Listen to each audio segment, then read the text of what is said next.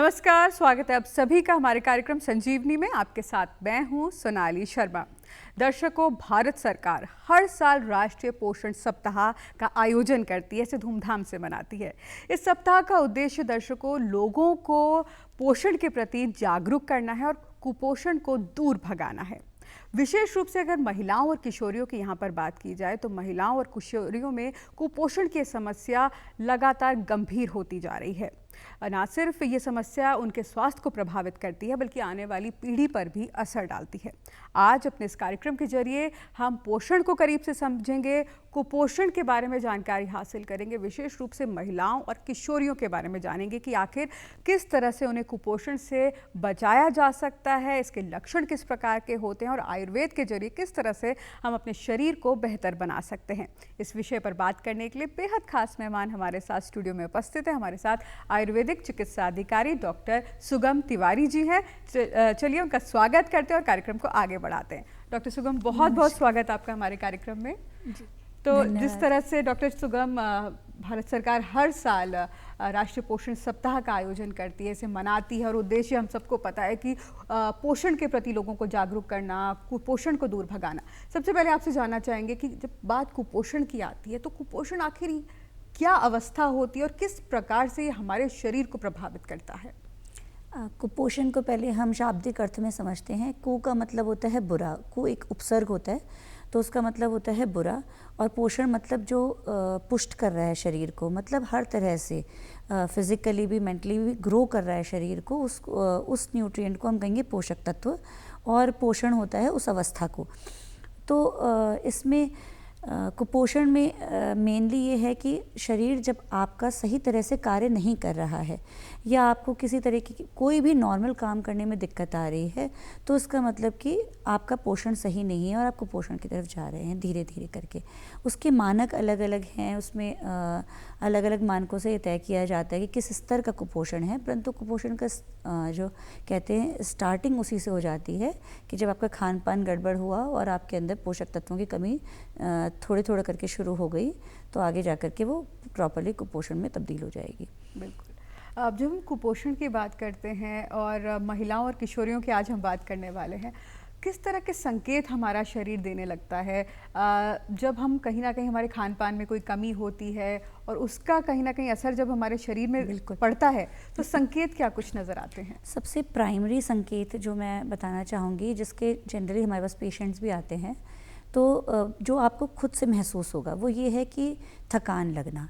आप काम नहीं भी कर रहे होगे ना, तब भी थका हुआ शरीर लगता है बार बार, ठीक है। तो थकान एक बहुत इम्पॉर्टेंट फीचर है। दूसरा चिड़चिड़ापन, मतलब मैंने बहुत ज़्यादा देखा है कि चिड़चिड़ापन की समस्या बहुत ज़्यादा आम रहती है अगर आपको पोषक तत्वों की कमी रहती है, और सिंपली उनका खान पान सुधार के हम इसमें चिड़चिड़ापन उनका दूर कर सकते हैं। उसके अलावा किसी एक शरीर के अंग विशेष में बार बार आपको दर्द महसूस हो रहा है, ठीक है।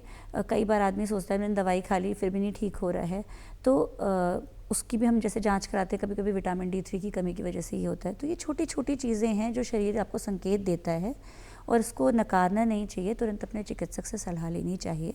ये कुपोषण का संकेत हो सकते हैं। बिल्कुल। महिलाओं में, किशोरियों में जिस तरह से कुपोषण के मामले तेज़ी से बढ़ रहे हैं, आपको क्या लगता है इसका मुख्य कारण क्या है? मुख्य कारण तो इसका सबसे ज़्यादा है खान पान, फिर विहार। आयुर्वेद कहता है कि आहार विहार दोनों को साथ लेके चलना चाहिए। तो आहार में तो आ गया खान पान, विहार में आजकल सेडेंट्री लाइफस्टाइल ज़्यादा बढ़ गई है, एक्सरसाइज कम करते हैं, या फिर जब आपको कोई तकलीफ़ शुरू हो जाती है तब आपको रुझान होता है वॉकिंग कर लें, एक्सरसाइज कर लें। किशोरियों में ख़ास तौर पे देखा गया है कि अब रात को मोबाइल चला रहे हैं, ठीक है।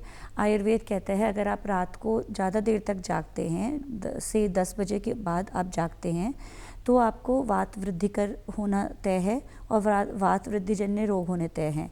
तो उसमें आपको हड्डियों में दर्द होने लग जाएगा, सिर में दर्द शुरू हो जाएगा, ठीक है, धीरे धीरे। इवन कि मैंने ऐसे भी केसेस देखे हैं कि PCOS PCOD की समस्याएं भी हो रही हैं सिर्फ इसीलिए। नहीं तो पहले किशोरियों में इतनी ज़्यादा समस्या नहीं होती थी, मासिक धर्म संबंधी भी, अब वो ज़्यादा देखने को मिल रही हैं। बिल्कुल। मासिक धर्म संबंधी समस्याओं का आपने यहाँ पे जिक्र किया और लगातार हम कई सारी ऐसी बीमारियां हमको सुनने में मिलती हैं जो बहुत कम एज में अब लड़कियों को होने लगी हैं। तो क्या कुपोषण से कहीं ना कहीं उसका कुछ वास्ता है? बिल्कुल।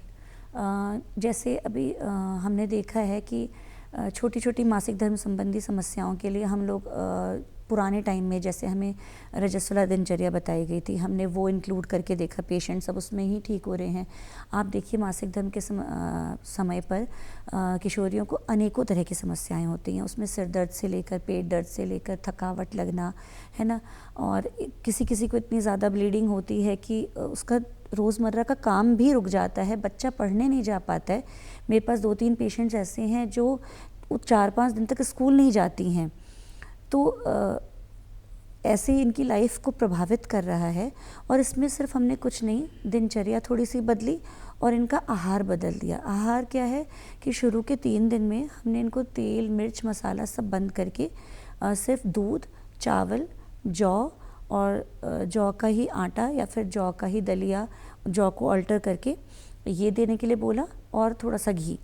बस यही 3 दिन हमने यही आहार विहार चलाया उनका, और टाइम पर सुलाना शुरू करा। तो इससे ही काफ़ी प्रॉब्लम उनकी सॉल्व हो गई। इसके अलावा क्या होता है कि हमने देखा है माइक्रो न्यूट्रिएंट्स जिनकी वैल्यू बहुत ज़्यादा होती है, वो भी आजकल लोगों के खान पान में कमी हो गई, क्योंकि लोग ना प्रोटीन, फैट, कार्बोहाइड्रेट इनके बारे में तो ज़्यादा जागरूक हैं, लेकिन जो कम मात्रा में पोषक तत्व चाहिए होते हैं, जिन्हें हम माइक्रो न्यूट्रिएंट्स कहते हैं, उसके बारे में उतने जागरूक नहीं हैं। तो हम लोग क्या करते हैं, अभी औरतों महिलाओं के लिए हमने नया वो शुरू किया है कि माहवारी के बाद 1 से लेकर 14 दिन तक फ्लैक्स सीड और पंपकिन सीड 1-1 चम्मच सुबह खाली पेट दूध से दे दें। सीड साइकिल, हाँ। और उसके बाद फिर 14 से लेकर 28वें दिन तक उसको सनफ्लावर और सेसमी सीड्स, तिल के बीज और सनफ्लावर, सूर्यमुखी के जो बीज होते हैं, वो 1-1 चम्मच सुबह खाली पेट देना है। और इतने से ही आप सोचो PCOS के कई पेशेंट्स जो हैं बहुत अच्छा रिस्पांस दे रहे हैं। तो इसका मतलब आपके खान पान में ज़रूर से कोई ना कोई कमी है, तभी तो ये छोटे छोटे ओमेगा 3 फैटी एसिड्स हो गए, लाइनोगेन्स हो गए, इन चीज़ों की ज़रूरत महसूस हो रही है। कहीं ना कहीं आप सलाद कम खा रहे हो, है ना, कुछ तो गड़बड़ है हमारे अंदर ना, जो हमें अब रेक्टिफाई करनी है अच्छी हेल्थ, अच्छा जीवन जीने के लिए। बिल्कुल। डॉक्टर सुगम, कई बार लड़कियां क्योंकि उम्र कम होती है और उनका कहीं ना कहीं पर्सपेक्टिव होता है कि उनको इस तरह की फिजिक उनकी रहे या फिगर इस तरह की मेंटेन रहे, उस कारण भी वो कई ऐसी जो अच्छी चीज़ें हैं वो उनसे कहीं ना कहीं दूरी बना लेती है। तो क्या ये भी एक कुपोषण की तरफ उनको ले जाता है, इस तरह की मानसिकता? हाँ बिल्कुल। दर्शकों को मैं आपके माध्यम से ये ज़रूर कहना चाहूँगी कि अगर आपके मन में अपनी फ़िटनेस को लेकर के कोई भी सवाल है या आपको डाइटिंग करनी है, तो आप ज़रूर से अपने निकटतम चिकित्सक से संपर्क करें, एक डाइटिशियन की सलाह लें, उसके बाद ही आप इस तरह का कोई रूटीन फॉलो करें।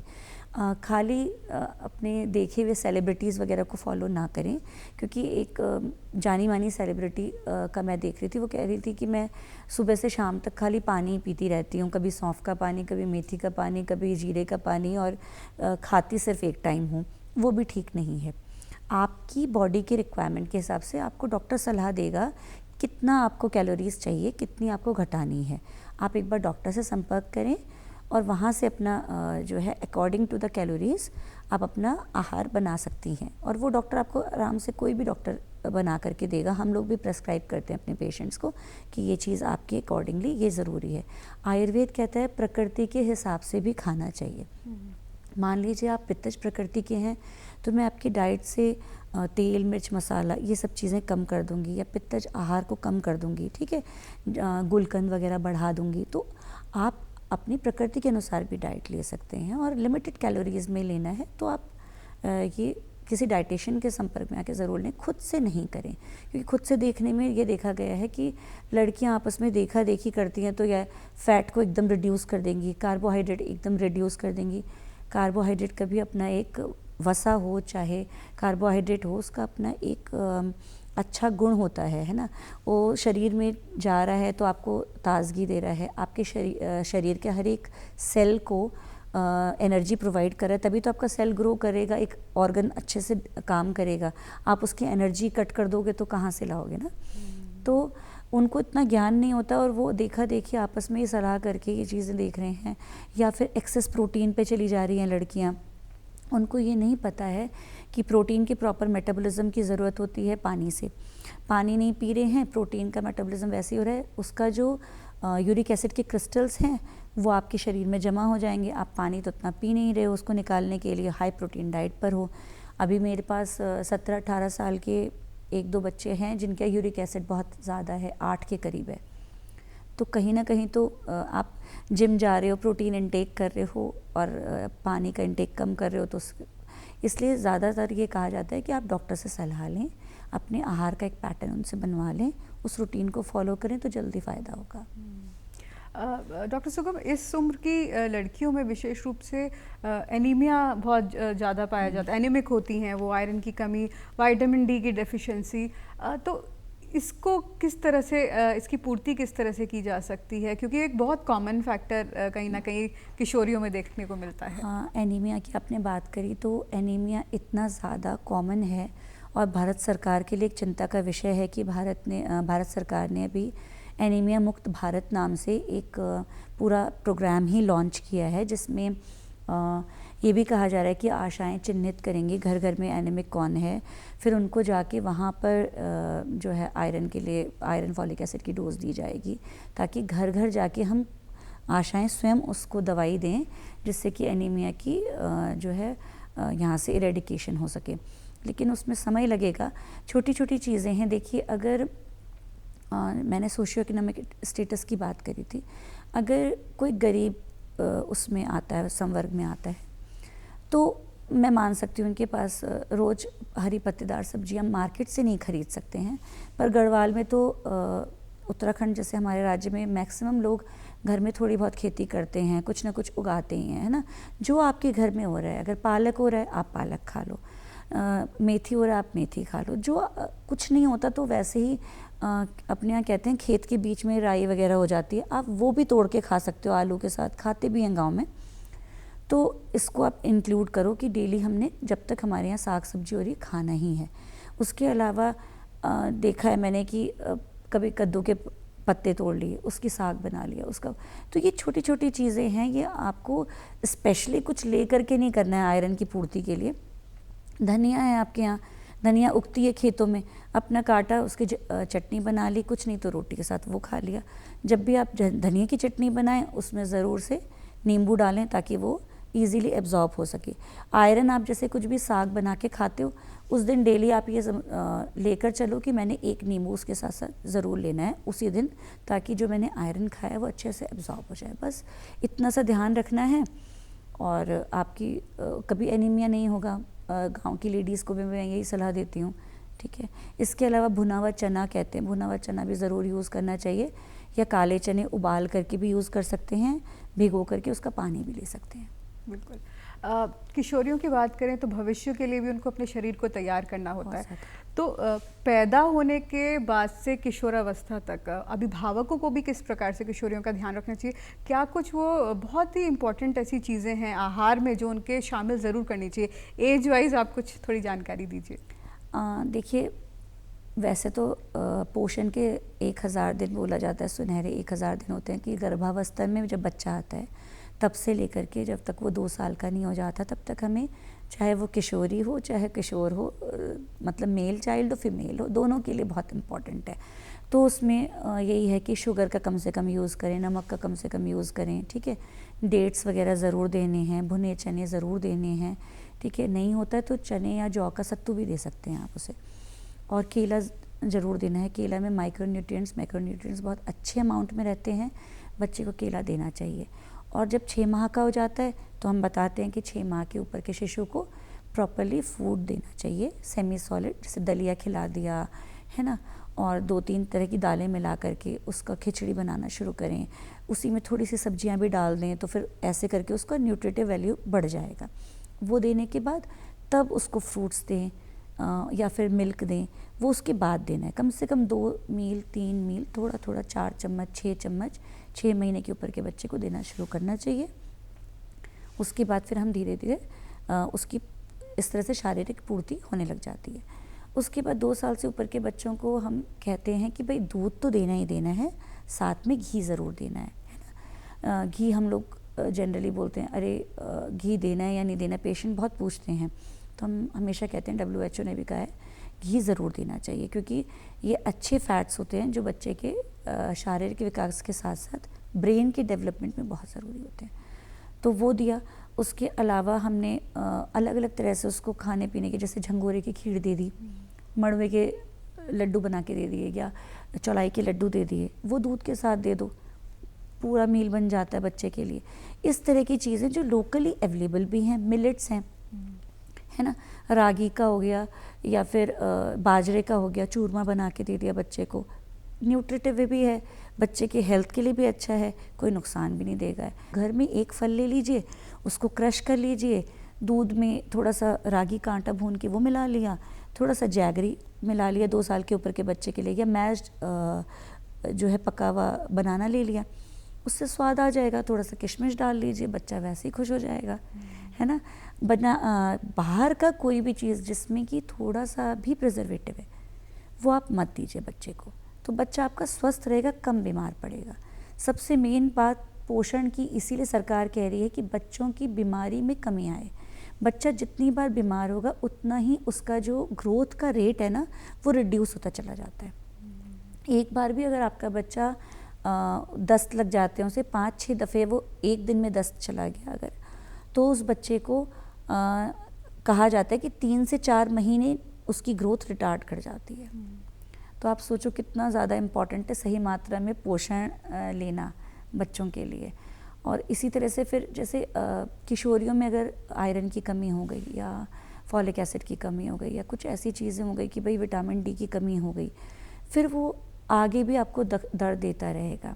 फिर क्या होगा, जब कभी आप शादी होगी, प्रेगनेंसी होगी, घर का काम भी करना है, वैसे ही आप थके थके रहोगे, एनेमिक रहोगे, तो आप बच्चा ही नहीं कंसीव कर पाओगे।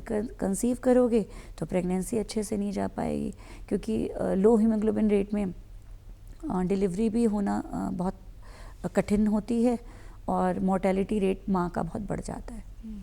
तो ये आगे भविष्य के लिए भी दिक्कत पैदा कर देती है। आने वाला जो बच्चा है उसके लिए भी खतरनाक है और एक प्रसूता स्त्री के लिए भी बहुत खतरनाक है। बिल्कुल।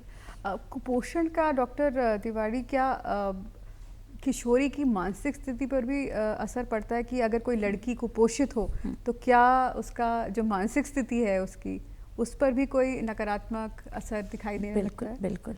अगर बच्चा कुपोषित है, ठीक है, तो उसमें चिड़चिड़ापन ज़्यादा रहेगा, ठीक है, उसको बार बार थकान लगेगी।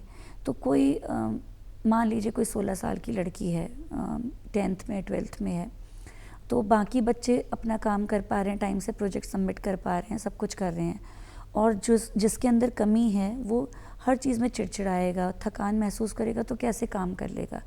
दुनिया तो आगे निकल रही है, फिर वो बच्चा वहीं का वहीं रह जाता है, तो उसके अंदर एक कुंठा सी आने लग जाती है कि सब काम कर रहे हैं, मैं ही क्यों थक रहा हूँ बार बार, मुझे ही क्या प्रॉब्लम हो गई है ना। दूसरी एक चीज़ ये है कि इससे वाइसे वर्सा देखेंगे कि अगर हम कहते हैं आहार के साथ निद्रा भी बहुत ज़रूरी है, ठीक है, निद्रा को भी एक स्तंभ माना गया है आयुर्वेद में। तो मैंने एक चीज़ ये भी नोटिस करी कि नींद अगर आप प्रॉपर कर देते हैं किशोरियों में या बच्चों में, तो उनका स्ट्रेस लेवल बहुत डाउन हो जाता है। स्ट्रेस लेवल डाउन हो जाएगा, आपके जो फ्री रेडिकल्स हैं कंज्यूम हो जाएंगे, तो आपकी भूख भी बढ़ेगी, आपको सही से खाना भी पचना शुरू हो जाएगा। ये दोनों चीज़ें साथ साथ चलती हैं, है ना। अगर नींद पूरी नहीं होगी तो खाना नहीं पचेगा, और खाना सही रखना है तो हमें नींद पूरी करनी है, ठीक है।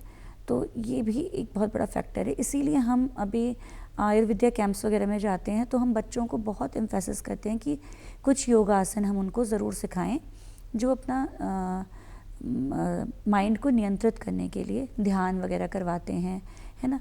और हम बच्चों को ये भी बताते हैं ईजी जो प्राणायाम वो ईजीली कर सकते हैं, बहुत ज़्यादा नहीं कि हम उन्हें भ्रामरी कपालभाति सिखा रहे हैं, बट अनुलोम विलोम वगैरह सिखाते हैं और बच्चे बहुत एंथुजियाज्म से करते हैं। ऐसी एक्सरसाइजेस सिखाते हैं, ऐसे योगासन सिखाते हैं जिससे वो अपने आप को बैलेंस कर सकें। कुछ ऐसे ध्यान केंद्रित वाले योगासन होते हैं जिनको जैसे ताड़ासन, वृक्षासन लगाना है तो आपको ध्यान केंद्रित करना ही पड़ेगा। बिना केंद्रित करे वो आसन नहीं लग पाता है। तो बच्चे उसे करते भी हैं, उनका ध्यान भी केंद्रित होने लग जाता है, स्ट्रेस कम होने लग जाता है, क्योंकि जब आप सांसों पे नियंत्रण करने लग जाते हो तो आपको वैसे ही स्ट्रेस लेवल कम होने लगता है। हमारा अब ये रहता है कि बच्चों को हम इस चीज़ के लिए प्रेरित करें, और बच्चे बहुत जागरूक हो रहे हैं। बिल्कुल। अब किशोरियों से महिलाओं की ओर बढ़ते हैं डॉक्टर सुगम। महिलाओं में भी तेज़ी से ये जो कुपोषण की स्थिति है वो बढ़ती जा रही है, समस्या बढ़ती जा रही है। क्या इसकी वजह आप देखती हैं, और इससे एक महिला का शरीर कितना ज़्यादा प्रभावित होता है? बहुत ज़्यादा प्रभावित होता है, महिला का शरीर भी प्रभावित होता है, महिला का परिवार भी प्रभावित होता है। मेरे पास कुछ एक केसेस ऐसे भी आए हैं जिसमें उनके घर वाले ही शिकायत करते हैं कि मैम ये बहुत चिड़चिड़ी हो गई हैं, अब कैसे होगा, हमारा तो लाइफ ही नहीं कट पाएगी इनके साथ। आप सोच रहे हैं कितने लेवल का डिस्ट्रेस उनकी फैमिली में हो जाता है, एक अगर महिला ठीक से ना रहे तो एक तो ये है कि स्ट्रेस लेवल नो डाउट महिलाओं की ज़िंदगी में बहुत ज़्यादा होता है। उन्हें घर भी देखना है, परिवार भी देखना है, आजकल तो कार्यशाला भी देखनी है, अपना कार्यालय भी देखना है ना। तो इसमें अगर आप संतुलित आहार, प्रॉपरली पोषक तत्वों से भरपूर आहार विहार नहीं लेंगे तो आपको आगे आपकी बॉडी गिव अप करने लग जाएगी, उतने लेवल का स्ट्रेंथ नहीं रह जाता है।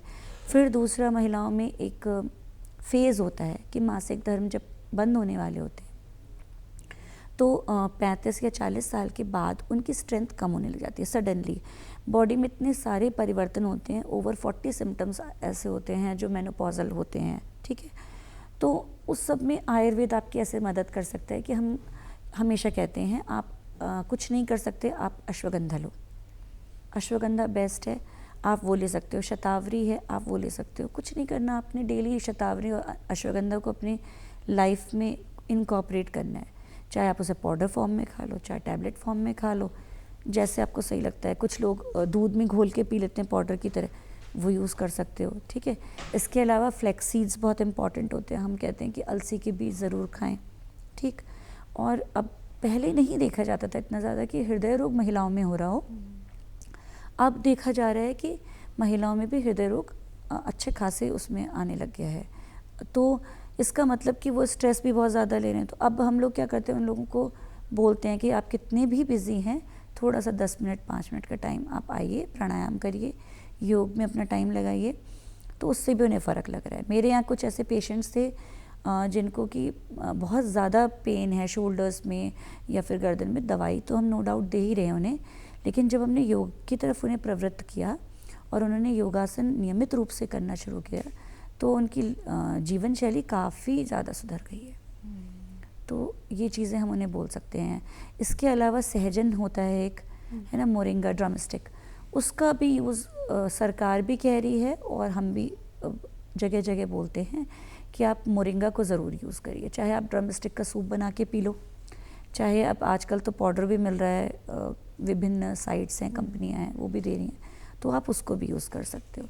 तो ये चीज़ें ऐसी हैं जो छोटे पोषक तत्व, बड़े पोषक तत्व, हर तरह के पोषक तत्व को पूरा करेंगे आपके शरीर में, ठीक है। इसके अलावा आप खजूर ले सकते हो और मूंगफली ले सकते हो, भीगी हुई मूंगफली ले लो। सुबह 1 कटोरी मूंगफली भिगो दी, सुबह आपने वो ले लिया, 1-2 केले खा लिए, तो आपको अच्छा ब्रेकफास्ट भी हो जाएगा और इजीली है। मतलब आपका इतना सुबह बिजी स्केड्यूल रहता है कि बच्चे भी तैयार करने हैं, टिफ़िन भी बनाना है, सब काम एक साथ करने, ये इतनी इजी चीज़ है कि आप 5 मिनट में खा सकते हो, है ना। तो आपका पोषण भी मिस ना हो, ब्रेकफास्ट मिस ना हो, और आप जो है पूरे दिन भर ठीक से काम कर सकें।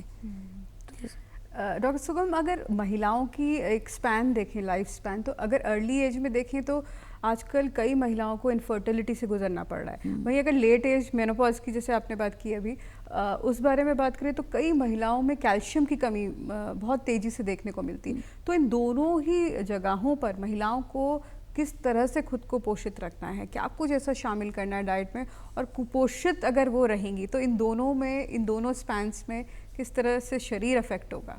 पहले तो हम इनफर्टिलिटी वाला ले लेते हैं कि ये देखा गया है कई बार ऐसे मरीज आते हैं इनफर्टिलिटी के जिनका सारे पैरामीटर्स नॉर्मल निकलते हैं, कोई दिक्कत नहीं होती, फिर भी बच्चा कंसीव नहीं कर पा रहे होते हैं। उस केस में अगर हमने देखा खाली हम जो है टमाटर वगैरह का सलाद या ये सब चला दें अच्छे अमाउंट में, मतलब ऐसा नहीं नॉर्मली तो हम 1 कटोरी खाते हैं, उनको हमने 2-3 कटोरी चला दी या उसके हमने कोई डेरिवेटिव्स चला दिए, तो खाली उतने से ही वो बंदा कंसीव कर जा रहे हैं, तो इसका मतलब कि उनके अंदर कोई ना कोई दिक्कत है। ठीक है, अब इसमें मैं आपको बताऊं, जो छोटी छोटी चीज़ें होती हैं, विटामिन B12 हो गया, विटामिन D हो गया, जिंक हो गया, फॉलिक एसिड हो गया, ये ऐसी चीज़ें हैं जिनसे कि फर्टिलिटी पे बहुत असर पड़ता है। एक अंडाणु, एक शुक्राणु पूरी तरह से बन करके जब वो बच्चा स्थापित होता है यूट्रस में, गर्भाशय में, उसकी स्थापना तक में जो है फॉलिक एसिड, जिंक, ये सब महत्वपूर्ण होते हैं। आप सोचो कितनी छोटी अमाउंट में हमें चाहिए होता है दिन भर में, और वो इतना इम्पॉर्टेंट रोल अदा करते हैं। तो अब पोषण का जो है हर जगह काम है। जैसे आयरन की कमी होगी तो आपके रिप्रोडक्टिव ऑर्गन्स जो हैं उसमें ब्लड सप्लाई उतनी अच्छी नहीं रहेगी, वो हेल्दी नहीं रहेंगे, ऑक्सीजन की मात्रा उनमें कम रहेगी, टिश्यूज़ डेड करने लग जाएंगे उसके। क्या होगा कि आगे अगर वो बना भी उसका अंडा, तो अंडा ऊपर तक जा नहीं पा रहा है, स्थापित नहीं हो पा रहा है, और दिक्कतें आ रही हैं।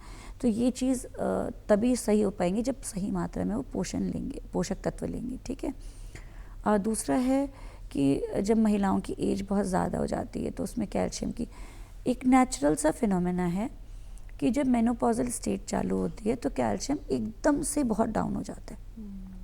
या फिर जब महिला प्रेग्नेंट होती है तो चौथे महीने से, क्योंकि बच्चे की हड्डियाँ वगैरह बननी शुरू हो जाती हैं, तो ये नेचुरल फिनोमेना है कि माँ के शरीर से सारा कैल्शियम बच्चे के उसमें बोन्स बनाने में यूज़ होने लग जाता है। तो हम कहते हैं बाहर से आप कैल्शियम ज़रूर खाइए। अब क्या होता है कि कई लोग ऐसे मेरे पास आते हैं, कैल्शियम नहीं खा पा रहे हैं, भूल जा रहे हैं, है ना। मैं कहती हूँ अगर आप ये सब चीज़ें नहीं भूल जा रहे हो तो आप दूध को रोज़ शामिल करो। दूध नॉर्मली कहा जाता है कि प्रेगनेंसी में 2 से 3 गिलास पीना चाहिए, वो नहीं पी पा रहे हो दही खा लो। दही भी नहीं खा पा रहे हो तो आप झंगोरे वगैरह की खीर बना के खा सकते हो। ठीक है, वो भी नहीं कर पा रहे हो तो छेना या पनीर बना के खा लो, है ना। जो समृद्ध हैं पनीर खा सकते हो, पनीर खा लें। जो नहीं गांव में है तो अपना दूध लिया, उसको फाड़ लिया, नींबू डाल करके उसको भी यूज़ कर सकते हैं। ठीक है, ये तो प्रेगनेंसी में हो गया। जब आपका मेनोपॉजल स्टेट चालू होगा तो उस दौरान आपने इन्हीं सब चीज़ों को, जैसे चौलाई है, चौलाई का लड्डू आप डेली यूज़ करना शुरू कर दो, मड़वा आप डेली यूज़ करना शुरू कर दो, झंगोरे का आप डेली इस्तेमाल करो, नमकीन भी बना सकते हो, मीठा भी बना सकते हो। ये ऐसी चीज़ें हैं जो आपको कैल्शियम डिफिशिएंसी नहीं होने देंगी। ठीक है, और पहले इसीलिए भट्ट होता है जैसे अपने यहाँ, तो भट्ट को भून करके वो बोलते हैं कि वो खा लो। लाल वाला चावल जो होता है, अब तो पहले वही खाया जाता था, अब लोग वाइट की तरफ हो गए। अब दोबारा से जैसे जैसे सब लोग बोलेंगे कि अब फॉलिक एसिड की डेफिशिएंसी हो रही है, तो अब लोग वापस से लाल चावल पे जा रहे हैं, तो वो खाना शुरू कर दो। ये चीज़ें खाते रहेंगे तो कैल्शियम की डेफिशिएंसी नहीं होगी। और जो अब आजकल देखने में आ रहा है कि ऑस्टियोपोरोसिस ज़्यादा बढ़ रहा है महिलाओं में, वो भी काफ़ी हद तक आपका घट जाएगा। और इसके अलावा सबसे इम्पॉर्टेंट चीज़, जैसे मैंने बोला, आयुर्वेद कहता है आहार विहार दोनों में फोकस करिए। विहार मतलब क्या एक्टिविटीज़ आप करते हैं, तो इसके लिए रिकमेंडेड विहार है कि सुबह की धूप आप कम से कम 2 घंटे की लीजिए, है ना, जब अपने यहाँ कहते हैं घाम ताप रहे हैं। और उसमें भी एक बहुत इम्पॉर्टेंट चीज़ ये कि एक्सपोज सरफेस होना चाहिए बॉडी का। बॉडी में कहा तो ये जाता है कम से कम कपड़े पहने, पर अगर महिलाएं हैं तो स्वेटर वगैरह बिना पहन के तब धूप तापें, जिससे कि डायरेक्ट एब्जॉर्प्शन हो सके विटामिन डी का। तो ये बहुत हेल्प करेगा उनको। ये नेचुरल चीज़ें हैं। बिल्कुल। तो डॉक्टर सुगम, आप हमारे कार्यक्रम में आई, आपने इतनी महत्वपूर्ण जानकारी आज हमारे दर्शकों को दी। आपका बहुत बहुत शुक्रिया कार्यक्रम में आने के लिए। Thank you.